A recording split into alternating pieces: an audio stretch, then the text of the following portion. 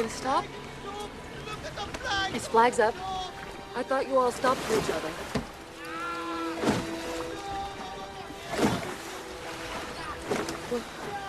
Well, maybe he has some food!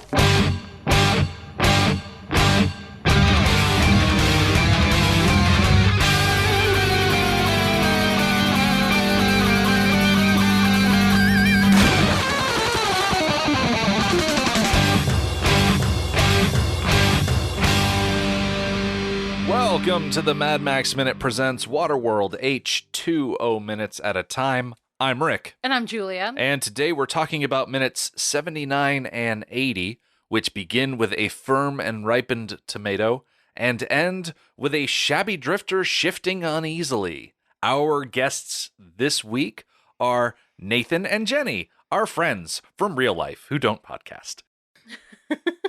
Hey there, folks. Hi, I'm Jenny. Yeah, hi. Nailed it. I am always delighted when we're able to bring you on our show because, as I mentioned, you don't participate in this really weird hobby of ours, and it's great to hear outside opinions.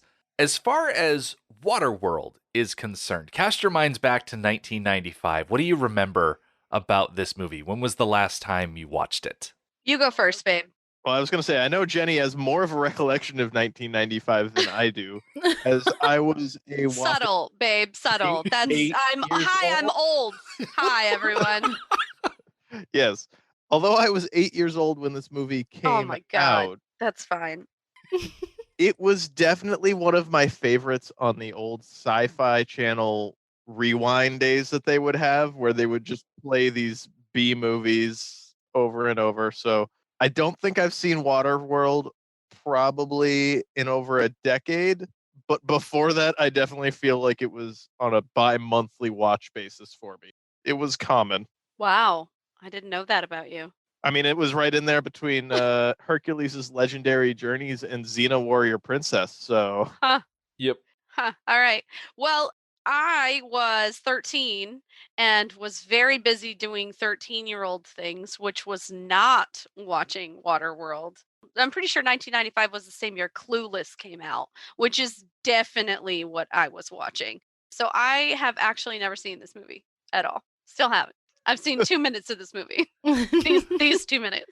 So, with all the advertising they did for this movie, you weren't drawn in by the rugged handsomeness of Kevin Costner? I was not their demographic, friend. 13-year-old girls are not the demographic for this movie. I don't know. Sweaty, dirty Kevin Costner. In fairness, even now, Kevin Costner was like, he's an old man. I was 13. Kevin Costner was not for me. Kevin Costner was for my mom. That's not... I was very busy with Jonathan Taylor Thomas, so Kevin Costner not on my list. Who was Quigley Down Under? Who were we saying? Oh, Tom Selleck. Tom Selleck is another one that was Yep. for our moms. He's handsome, but in like someone else's dad. Can we imagine Waterworld except redone with Tom Selleck? Oh my gosh. Well, that's something else I have in common with Monica, because I am perfectly fine with Tom Selleck. Yeah, I was definitely more in the teeny bopper crowd. So, no, I don't know this movie at all. I don't want to imagine Tom Selleck having to work with his mustache being weighed down by salt water. True. Salt water would not do good things for that hair. Yeah. See, that's why you got to go with somebody like Jonathan Taylor Thomas. Who's incapable of facial hair? Sleek and hairless as they come. Like a dolphin. If you had remade this movie with Jonathan Taylor Thomas, then I, as a 13-year-old girl, may have seen this movie. Yeah, but it would have been like Waterworld with Jonathan Taylor Thomas would have been like a Disney original movie instead. Yeah, hell yeah. I would have been all about it. I'm having visions of Shark Boy and Lava Girl. Oh, God. Shark Boy ended up being Jacob from the Twilight Saga. Yes, he did. So if you guys ever decide to go into that niche of movie, we'll call you, Jenny, for expert input. I'm sure that there is a Twilight breakdown, and I need to find those people. Help me find them, Rick.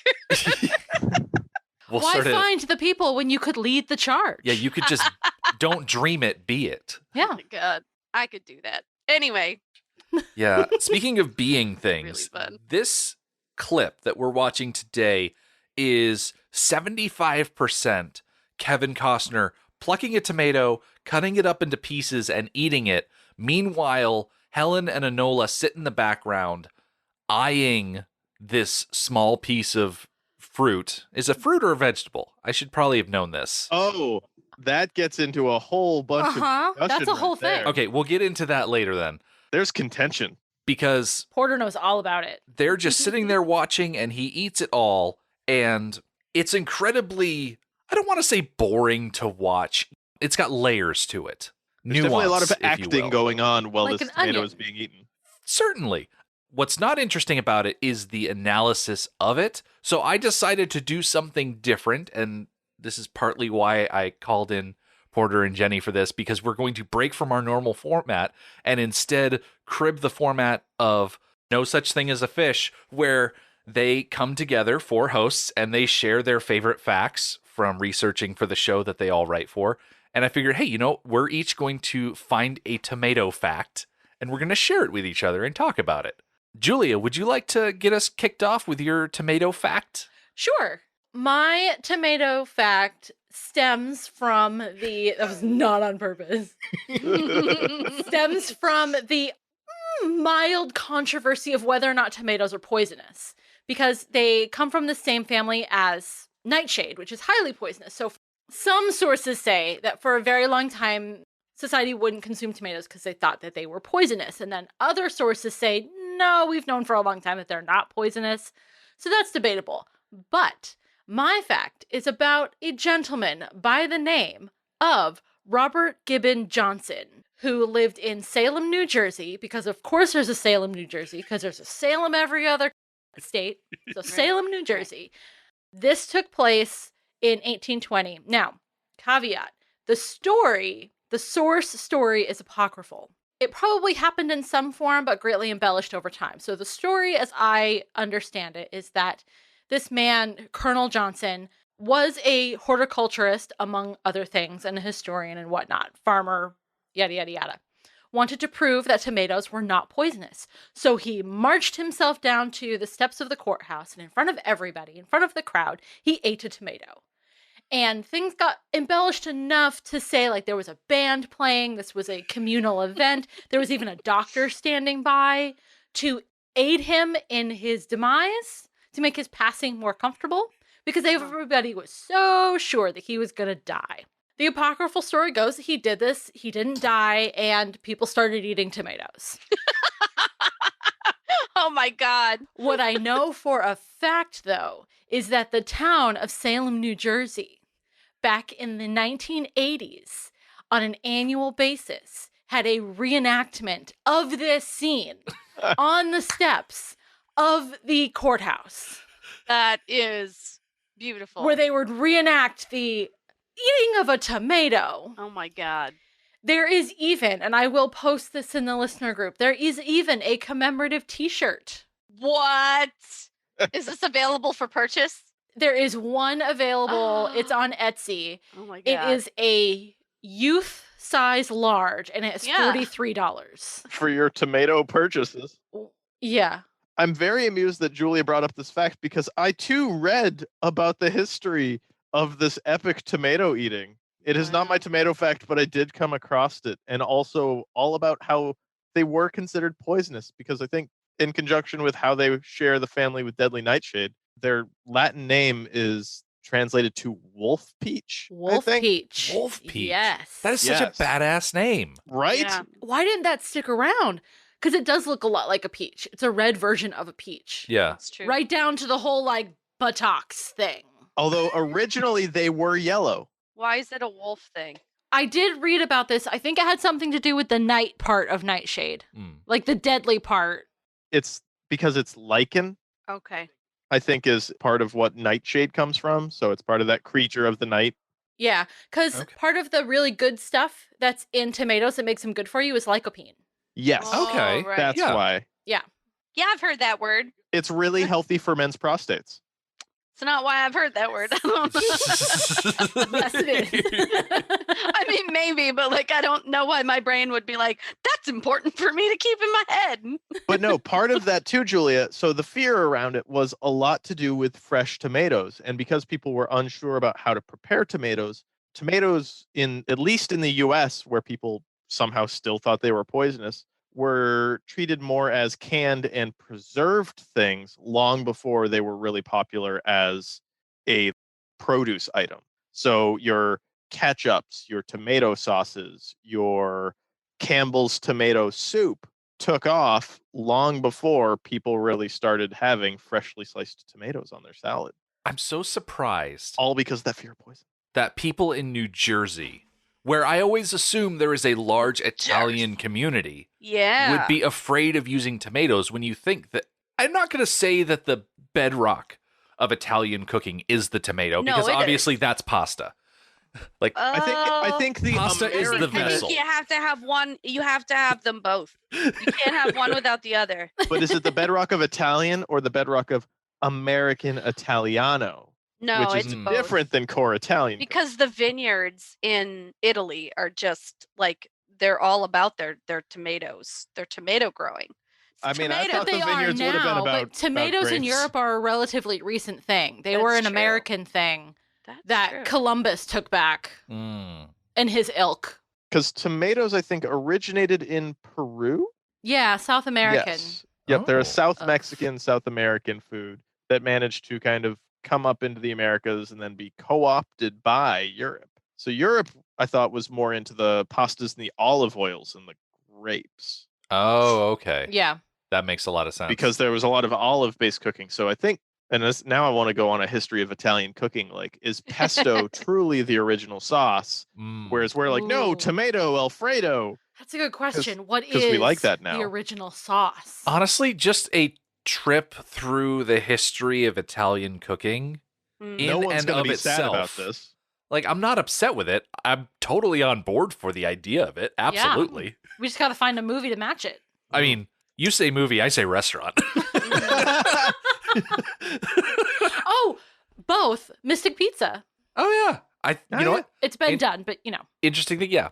Mystic Pizza has been done minute by minute already. yes. Twilight hasn't, but Mystic Pizza has.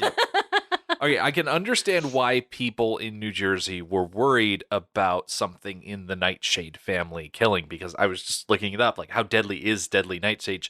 2 berries can kill a child who eats them.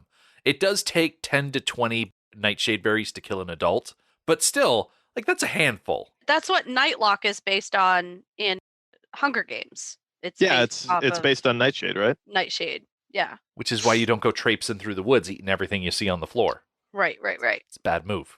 Yep. Core Right. Boy Scout knowledge. Do not eat them unless you know what they are. Right. Okay. Well, I'm going to launch in here and talk about my tomato fact, which actually kind of builds on Julia's Mhm. theatrical base. I actually wanted to know what the basis of throwing tomatoes was, because you see the trope of, tomatoes being thrown at actors and musicians, boo, throw the tomato. Where did that come from? Why did we start doing that? So the first reference of throwing produce predated the tomato entirely. So the first piece of produce that was recorded to have been thrown was turnips. Oh. And it was thrown at Oh. Caesar Augustus during a riot. And that's what actually killed him. Yeah, I was going to say, because if anyone here has ever tried to cut a turnip in half, Yeah, that right? is a very hard Okay, vegetable. I would like to point out that they were rotten turnips, so they probably had a little bit of squish to them, Oh. like not better, just different. I was going to say, I still imagine them having the heft of a squash. But then, okay, at this point too, it's AD 63. Maybe our version of turnips and AD 63's version of turnips maybe a little bit different. True, maybe they're smaller, like apple size. Maybe they're more tomato adjacent than we remember. Who knows? Rotten eggs, obviously, were a weapon that was used in pre-tomato existence. But really, what made the tomato come into its own, becoming ripe, as you will, is that they became really prevalent and they became really common. So really, the fact that they were throwing rotten eggs and throwing turnips had less to do with anything tactical about them, but just how available they were. So once tomatoes became like readily available, their size and how easily they could be gripped, it made sense that tomatoes would become the main rotten vegetable throwing. So the first recorded act of this was in 1883. It was John Ritchie was hit with a barrage of tomatoes and rotten eggs in New York. And here's the quote. A large tomato thrown from the gallery struck him square between the eyes, and he fell to the stage floor just as several bad eggs dropped upon his head. And so tomato throwing, it remained kind of a standard for audience participation. But then, as we kind of grew as a society, we stopped doing that. I think we should bring it back. I think that we need more of this kind of constant like feedback. Yeah. My backup fact was not as interesting and not really directly to tomatoes, but it did give me on an offshoot. It taught me that Rotten Tomatoes, the website, was originally designed because this dude was obsessed with Jackie Chan movies and all he wanted to do was just have a whole file system of all the reviews that were ever given to Jackie Chan movies. And then he expanded past that. But that's the origination of Rotten Tomatoes, the website. Oh, that's beautiful. That's good to know. That wasn't like enough to fill a slot, but that's important information I feel like people need to know. No, my brain needed that. Oh, absolutely. I need that fact for just internet talk. Yeah. Do y'all remember the Hunchback of Notre Dame, the Disney movie with the really 100%. depressing start? I am deformed. Yes. Yeah. So there is a scene in there during the Feast of Fools when everybody realized, holy crap, this guy isn't wearing a mask. Let's, pelt him with food. In that scene, they're throwing tomatoes at him. See, that is historically inaccurate. That is inaccurate. Because that movie takes place in 1830s. Yeah. They weren't prevalent yet. They didn't have tomatoes. Now, it doesn't say anything about like what the class divide said. You know what I mean? Like maybe there were like rich people that were just like throwing away their tomatoes, like, I'm rich enough to throw tomatoes at you. Like it could have been like a status symbol to have a tomato to just, I have this tomato, I don't even need to eat it, I can just throw it. Nowadays it would be a symbol of, look at all these aspirational vegetables I bought and didn't use, so now they're rotten. Yeah. I'm gonna throw them at you. Right. This gallows trip brought to you by Misfit Market. So we should really get that. I really want to get it. Do you guys have that? The Misfit Market? I've been looking at it. We are not, oh God, we're not vegetable eaters. I know, but I want to be, right? Exactly. I want to eat I want to vegetables. support their mission Yeah, of and I want not to like beautiful save the produce. sad vegetables, right? Yeah. Like, it feeds my empathy and like it's like, oh, I have to save them. Rick, do you know the story of Misfit Market? Now, Misfit Market, isn't that the one where the fruits and vegetables are not attractive looking? It's just the ugly produce. Yeah. Yeah, the grocery stores don't want. That is still perfectly usable. There's nothing wrong with it. If anything, like sometimes they're just like extra epic. Like, you're like, wow, this is a really large apple, but it's cool because I'm gonna make a pie out of one apple. Right. I will still remember the potatoes that I got for the St. Patty's potato bar, where some of them were just too gargantuan to use. Sorry, are you remembering a time where there was people? No, I'm remembering a time where there was corned beef. I know we don't try and remember this. I have to wonder. Obviously, the practice of throwing tomatoes onto a stage as a way to show displeasure with a performance has fallen out of style. You don't see it happen in community theater or in high school theater or anything like that.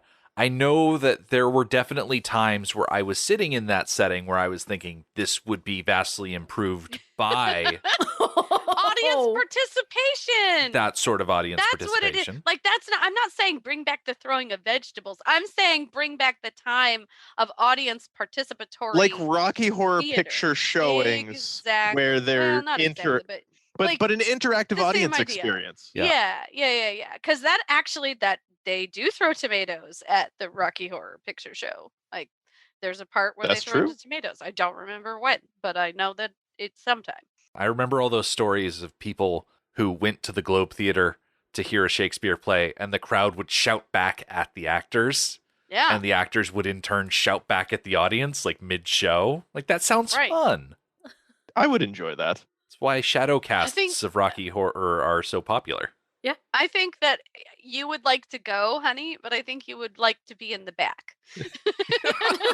No, I know what I want to be. I want to be the guy that works there afterwards that cleans the stage up and cleans up all the Oh. tomatoes. Oh. Because someone's got to do that. That's usually my job to bring everyone down. Aw. No, I don't want to bring anyone down. You all have fun, do the show. I'll clean up the tomatoes after. It's a great time. That is your happy place. Exactly. It's cleaning. It's lovely. And no one's going to call on you to do improv in front of lots of people. Exactly. Oh, my nightmare. Exactly. See, I totally would get into that. I think that would be super fun. Now, Rick, at the start of this, you referred to a tomato as a vegetable. Yeah. Now, the thing is, you're not wrong. And talking about New Jersey, as Julia brought up, the tomato is the state vegetable of New Jersey. Oh, I Yeah. didn't know that. Following on that, it is the state vegetable of New Jersey. However, it is also the state fruit of Ohio. And this is because this is my fact that you've both set me up for in lovely fashion. Botanically, a tomato is a I'm sorry. That sounds like canonically. canonically. And they Exactly. both work. Like, botanically. Well, this is where we're going to go with science versus democracy. Science says that tomato Canon. is a fruit. It is canonically that's a canonical. berry. Okay. A tomato is canonically a berry. Interesting. However, in 1887, the U.S. imposed tariff laws on vegetables. But because tomatoes, being a fruit, circumvented this, the U.S. Supreme Court ruled in the case of Nix versus Hidden that tomatoes were to be considered vegetables based on the popular definition that classifies vegetables by use, where they are served with dinner, not as dessert. But because tomatoes were typically served with dinner, they were classified as a vegetable for taxation. That is a Donald Trump law if I have ever heard one. Yeah, yes. I love that the Supreme Court made this judgment, which means they were willing to hear a case about tomatoes. But once it comes Exactly. down to the 2020 election, they're like, nope, hands off. I'm not touching that one. We won't touch abortion, but we will touch tomatoes and whether they are fruits or Oh my vegetables. God. Okay, speaking of that, I'm looking at a page talking about tomatoes and fruits and vegetables and stuff like that. And they say in this sentence, like you said before, botanically, a fruit is a ripened flower ovary and contains seeds. Tomatoes, plums, zucchinis, and melons are all edible fruits, but things like maple helicopters, quote unquote, and floating dandelion puffs are fruits as well. Oh, So when you pick up man. a dandelion and you blow on it and all the little things float away, that's a bunch of fruits. So those videos of dogs and little kids eating the dandelion puffs instead of blowing them is Yeah. them just having a healthy snack? Yeah. Exactly. yeah. Also murdering that plant's predictive form of reproduction. Yes. If we want to look at it that way. Until they poop it out randomly in the woods. Exactly, because seeds are very robust, and that is Mhm. another way that plants can spread their love. If anything, they fertilized it. Like they made it you better. actually, yeah, That's no, we what should they- all that's eat what dandelions and flowers- poop them out. Yeah, that's what flowers and attractive fruit is for. It's Yeah, it's for the cycle of life. spreading out their seed. Mhm. They make themselves yummy on purpose. Now, I have a question. How do people actually feel about tomatoes? Because, like, tomato is such a varied thing. Fruit, vegetable, neither here nor there. It is a varied taste and texture option. How does everyone like their tomatoes best? Like, what is the best incarnation of tomato in a food, not even all on its own, but what is your favorite way to consume something with tomato as part of or in it? Definitely pasta sauce. Hmm. I love a good pasta with sauce and meatballs dish. Yeah, I'm not picky about the shape of the pasta. It's all the same to me because I'm a dirty American. But that classic tomato-y sauce is what you Yes. Like well seasoned, nice and what I think of as Italian. Yeah. See, I like tomatoes like sliced in a sandwich, whether that's a burger or a sub or anything like that. Which I feel like some people don't. The texture is not for everyone. It's hit or miss for me. It does add a lot of moisture, for sure.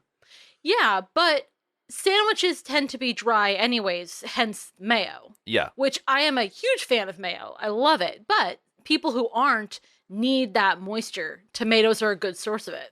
Although when you get into the perfectly crafted thing that is mayo on a perfect BLT, and this is, I think, where it gets to me, is I'm picky on how good my tomato is when eating a fresh tomato. Because if that tomato is in any way soft or smushy, Yeah. it needs to have that right level of ripe but not too ripe. Mine is sauce and pizza, probably, is my thing. It's a consistency thing. I think that why sauce is better is because not only is it a consistency thing, but it's also a constant consistency. Like, I always know that pizza sauce is going to taste a certain way, whereas a raw tomato, it's like, well, there's a lot of variation. There's risk in raw produce. There's risk in raw produce, whereas something that's from a can, I know exactly what it's going to taste like every single time. Yeah, there's a standardization provided out of a can. I want to be mad, but I'm wondering if my peak tomato consumption is actually via ketchup, as it is the safest vehicle. Oh, I do. You know what? I don't even think of ketchup But readily if you think about it, as it's a just tomato poop. product. Because I adore ketchup. Ugh, no. Yeah, and I am I the love only one ketchup here so that really much. eats it. I eat it on like so few things. I like it on a hot dog. That's about it. Yeah, you don't even do really ketchup on your burgers unless it's already applied. Yeah, I'll eat it if somebody already put it on there, but I won't really enjoy it. I'll just deal with it. I don't get ketchup on my burgers because I'm a dipper. I like dipping my burger Ooh. in ketchup. My dad used to put ketchup on his scrambled eggs, which I was always like revolted by. I have done that in the past. Yep, I am a ketchup on eggs. That's gross. I'm not feeling it right now. This is the different ways tomatoes go for people, and that's why I think it's a cool vegetable / fruit. Yeah. I don't think it has anything to do with the tomato. It's all the vinegar.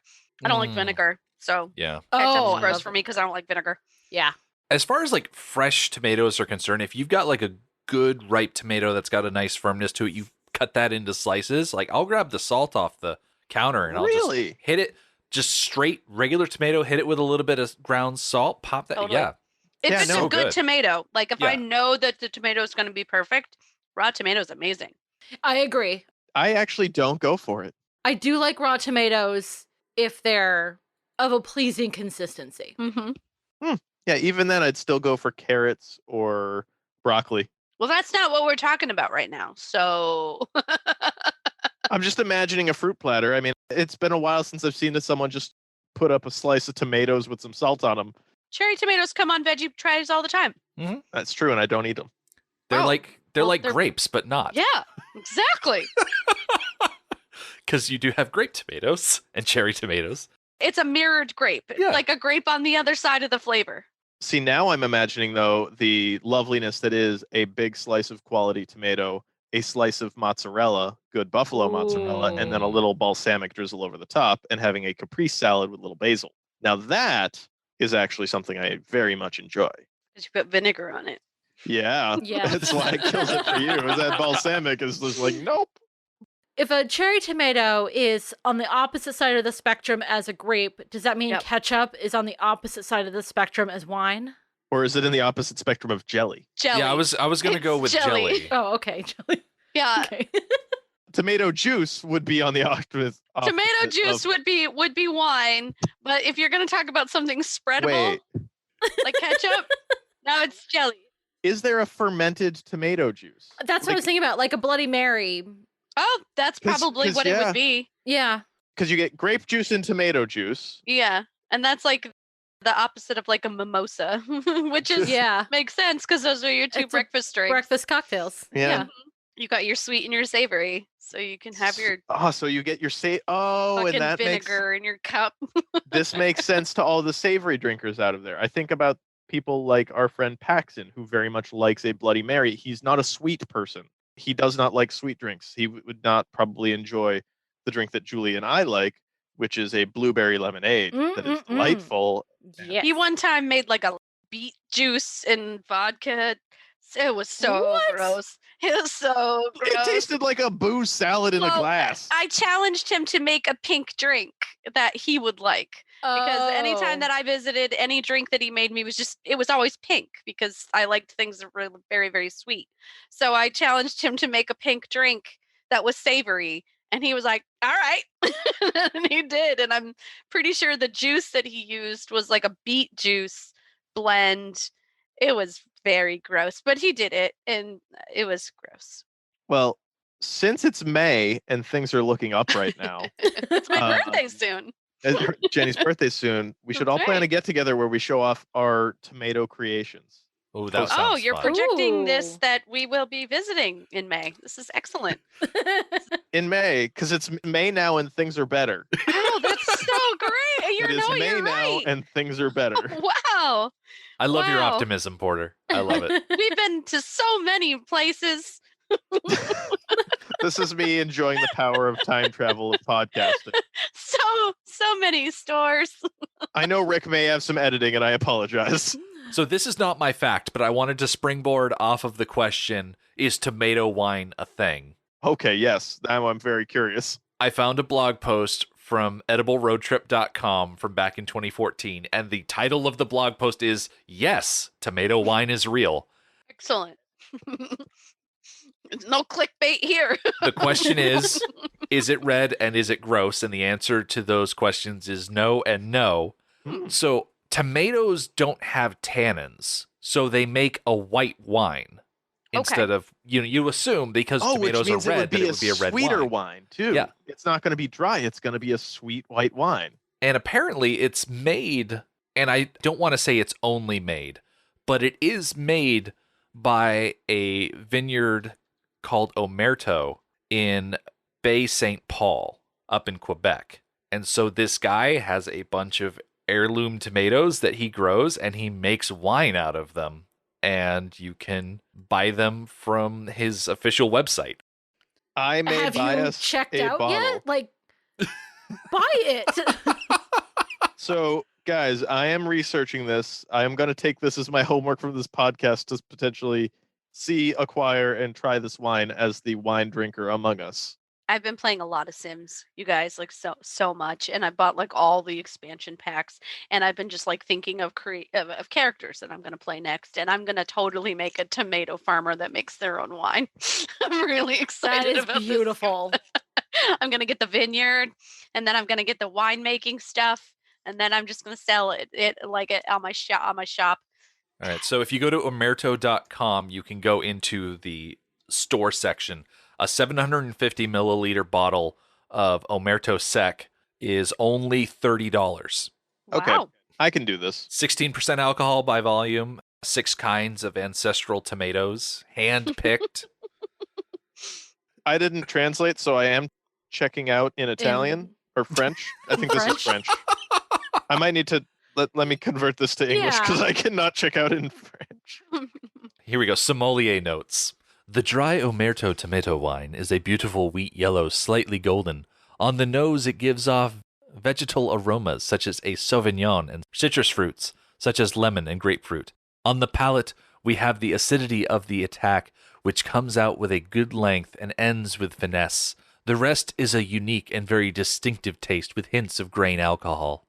Oh God! Oh God! It's okay. I'm ordering one of these. Why? When they're just telling you it's gonna taste like Everclear. That's what they just told you. I'm going to Oh, order us a do bottle not. I'm not a drinker, so I don't understand. for the 4 of us to try. I'm going to order us Yes. all a bottle of wine. Oh God. I'll let you Yes, know when it please. comes in. I am ordering the Omerto Sec, which is Okay, I'm asking genuinely. Do you genuinely think you're gonna enjoy this? I don't know, but I'm willing to put But $30 where my mouth is. You think that there's a chance? Oh yeah. My favorite wine that I think I ever tried was there was this guy in Stark, New Hampshire, who ran a small vineyard up there and made his own wine. But because it was so hard to grow grapes, he experimented a lot with tree-based and sap-based wines. and he made one of the best birch tree white wines that I have ever tasted. And because I have enjoyed drinking a birch tree, I am going to try drinking a tomato Oh, because I have never enjoyed eating a birch tree, but I enjoyed drinking it, and I have enjoyed eating a tomato, so I think there's a better chance of me enjoying drinking it. all right. That's fair. It's a fair argument. Given that you're ordering something offline, I think this is a good opportunity for me to springboard into my fact, Yes. talking about, while we're looking in this clip at a rather small tomato, I found some information about the world's largest tomato. Excellent. If you go to burpee.com, you can order seeds for the steakhouse hybrid variety of the beefsteak tomato. I'm sorry. Where do you have to go? It's called burpee.com. Like the exercise or? Yeah, like the exercise. Okay. Is the site have any relation to the exercise, or is it just about tomatoes? Nope, it's all about buying seeds. All right. Well, God, I'm dying to know the name history. Like, why? Why? Why did you pick this? Okay, go to burpee.com and get some seeds. Got it. Yep. So, tipping the scales at up to 3 pounds or more, this broad-shouldered tomato titan is bigger than the Big Daddy tomato, which is another style of beefsteak. And it's loaded with true heirloom tomato flavor and head-spinning fragrance. Indeterminate plants produce gorgeous, humongous fruits. As I mentioned, it is a beefsteak style tomato. The fruit-bearing intervals are indeterminate, so they haven't grown enough of them to say exactly what seasons are best. Like, the relative season to which it produces fruit, it's, Anybody's guess. anytime. I'm concerned about its shoulders. It said it was broad-shouldered. Yeah. I am very confused. I've never heard of any fruit being referred to as broad-shouldered.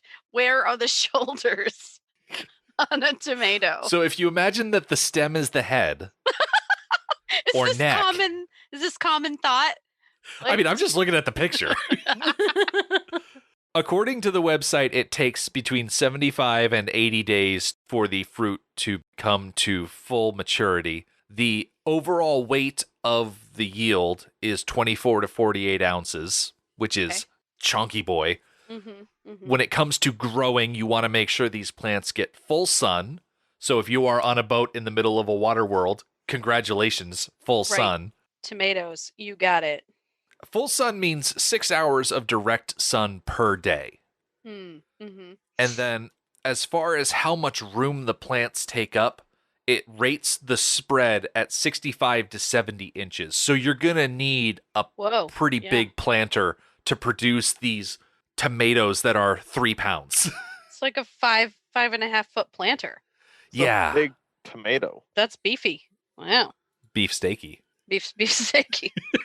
Broad-shouldered big steaky. All right. Yep. Wow.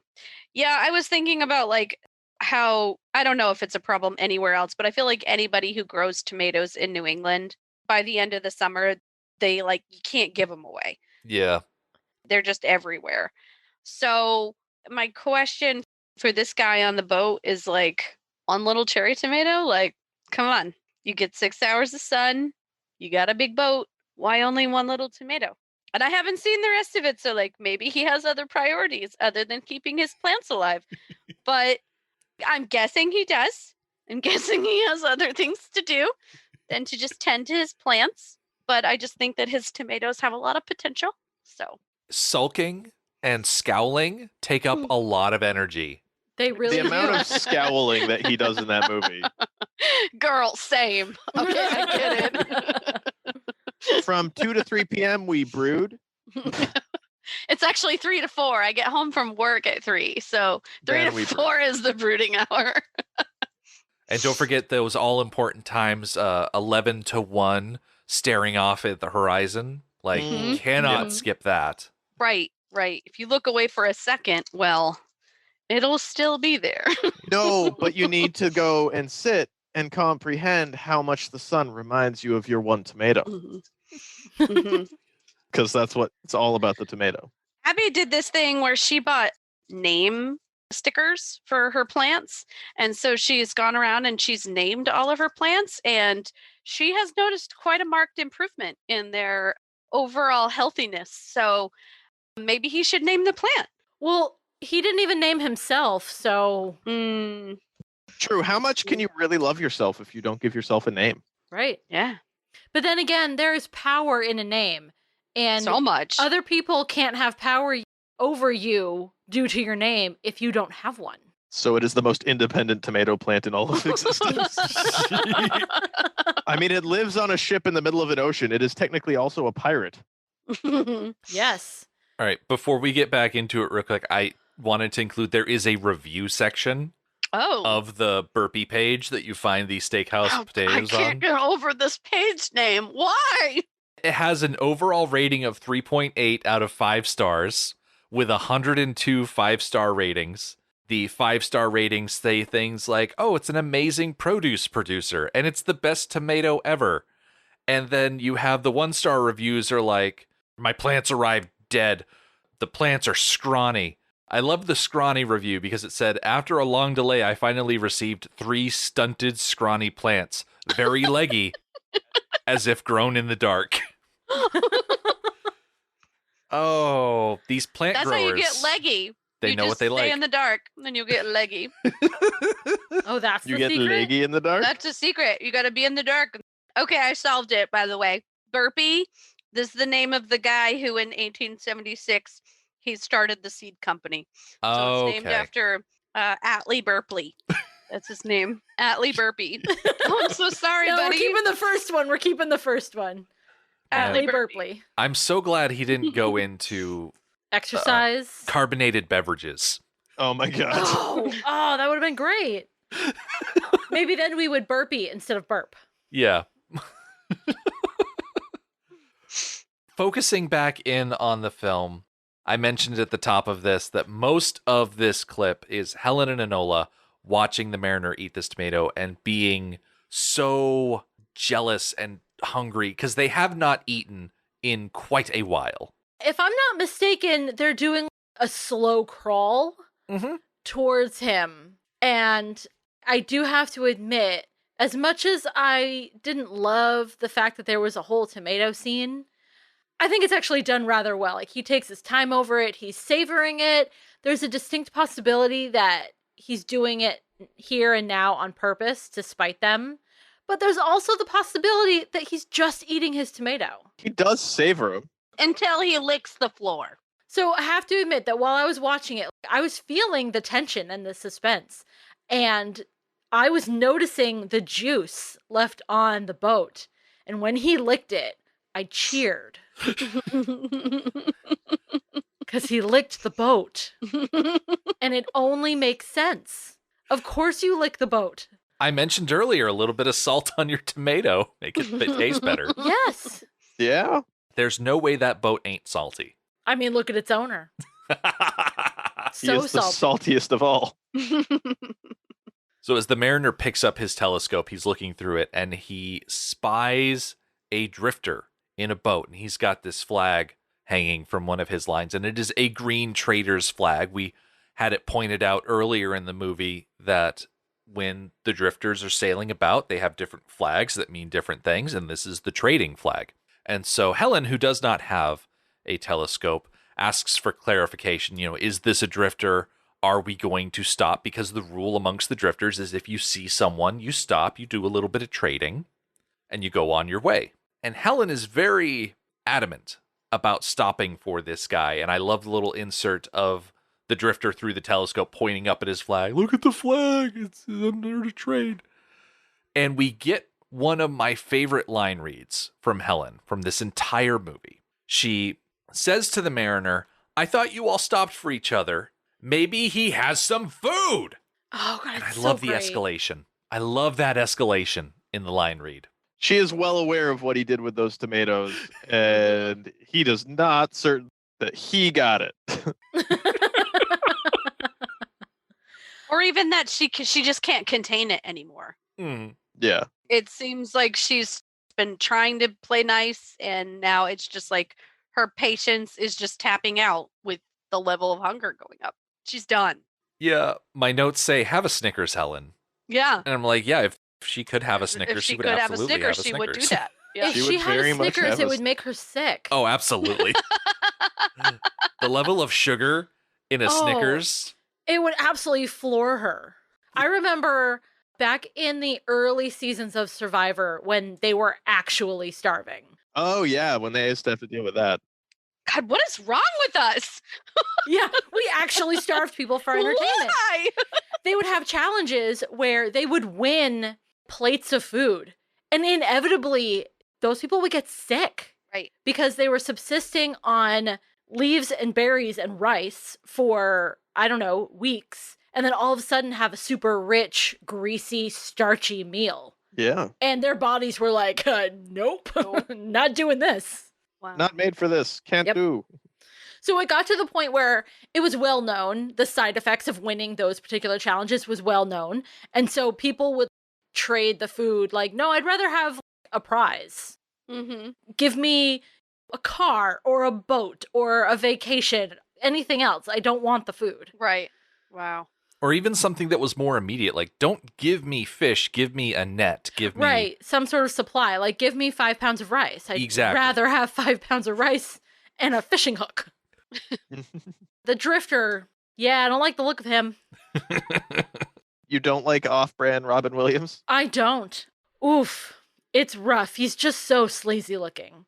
But it's like they cast him for his eyes because they are so luminously blue Mm-hmm. that it's kind of crazy. But the rest of him, all goodness stops at his eyes.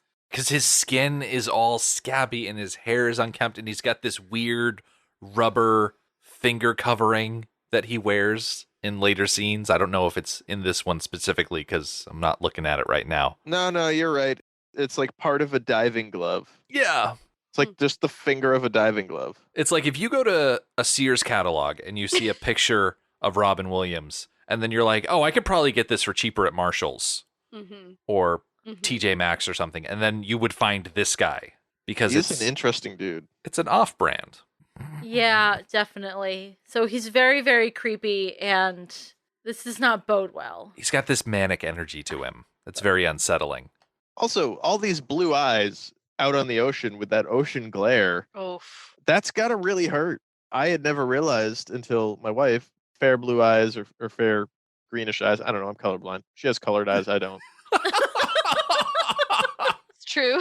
She, very often, she can't go out without sunglasses. I have gray eyes. They're like really, really pale blue eyes. And I just thought everybody needed sunglasses all the time. And then, I met all these brown-eyed people, and you're just like, oh, outside's just fine. And I'm like, the light. So I mean, have and to- it's true. Like, sunglasses are nice, but I do not need them. I can function. Yeah, it like gives me a headache if I'm outside for more than a couple minutes without sunglasses. So they're everywhere. They're everywhere all the time because I can't ever be responsible for knowing where a pair of sunglasses are. So I have to buy them in bulk and stuff them in every crevice. Nate can usually keep track of between 2 and 3 pair at any given time. It's an excellent resource. But so my theory with that is light-eyed people, they would be really looking for some proper sun protection for their eyes out Mhm. there on the water like that. So, like, he has very striking eyes. I wonder if he has headaches a lot of them. Unless he adapts, yeah. Unless you just like if you deal with it enough, like It's If not you're like there's outside mut- all the used to it. time. yeah, Yeah, you would you get just- used to It's it. not like mutants are canonical in this movie at all. I'm a little disappointed they don't have sunshade eye covering like you see in Inuit cultures when they're surrounded by snow. They fashioned Right. those little eye coverings that The have visors the slits and The little things. slits yeah, in them, yeah. visors. I think that that's something this movie may have missed the mark on. I think Yeah. that totally would be part of the culture Sun slit visors. because it would increase your visibility. It would diminish headaches because you'd get headaches regardless of what color eyes you have. Sitting out on a boat for that long with no sunglasses? You crazy? Do they squint a lot in this movie? Oh yeah, yeah they do. Do they? There's Like so Kevin much Costner sweating. has squint tan lines. Yeah, like just just get some sunglasses. It wouldn't be that hard. The slit glasses, they also help certain prescription types. Yeah. So they can also help you see clear because they don't have prescription glasses anymore. Nope. That's one of my biggest thing in post-apocalyptics as a glasses wearer. Ugh, Is I'm it'd be a like, oh, nightmare. I would need to protect these with my life. Mm. And hope your eyesight doesn't get any worse as you age. Yep. No, otherwise just become old and blind. You'd have to trade glasses. Like find somebody Ooh. else. Oh, that reminds me. It's like hermit crabs. You got to trade up your Perfect. shells. Yeah, you got to trade up your shells, but if they find a shell but it's not the right size for them, they wait until a hermit crab does come along and it's the right size for them, and then the first one trades up to the newly abandoned shell. Yeah. Yes. These are the glasses thrift shops that will form in the apocalypse. Yes. As blind people stumble about like, are these better? No, you know what? But that becomes your job. Like you catalog all of them and then like contact people as they like become available. Like, yeah, I found a -3 and a -2. That's you, right? Yeah, come on in. I got them. They're pink polka dot, but you don't care about that, right? Yeah, all right. The old saying goes, in the land of the blind, the one-eyed man is king. But in the post-apocalypse, whoever has the eyeglass grinding machine, Yeah. like, that's the king. Oh my god. Real quick, at the end of the clip, the drifter's talking about, oh, you don't find many people who follow the rules anymore, probably because every drifter we've seen in this movie has been absolute trouble. But the mariner wants to get this over quick by literally saying, make it quick, what's your business? And that is how we wrap this clip for today. Porter and Jenny, thank you so much for joining us this week. You don't usually have things to promote. You know what? Yes, I do. Wear a mask. Wear a mask and stay distance. You know what? I don't care if it's May. It's probably still a thing. So Yeah. be smart and follow the rules, whatever they are at this point. Just please, please, please, please. That's what I'm promoting. Please be smart. I'm going to wholly endorse that. As for us, come back next week where we will see the mariner find the trader bereft of resources, the drifter will board the trimaran, and the two sailors will sit down to deal. The Mad Max Minute podcast is a fan project by Rick and Julia Ingham. Waterworld was written by Peter Rader and David Toohey, directed by Kevin Reynolds, and presented by Universal Pictures. Mad Max Minute is produced and edited by Rick Ingham. Our opening music is Verdi's Dies Irae by Daniel Batista of danielbatista.com. Our home on the internet is madmaxminute.com. You can follow us on Twitter at Mad Max Minute. And like us on Facebook by searching Mad Max Minute and join our Facebook listener group, Mad Max Minute Beyond Microphone. If you'd like to support the podcast, visit patreon.com/madmaxmin. Thank you for joining us for Waterworld episode 40. We'll see you next time.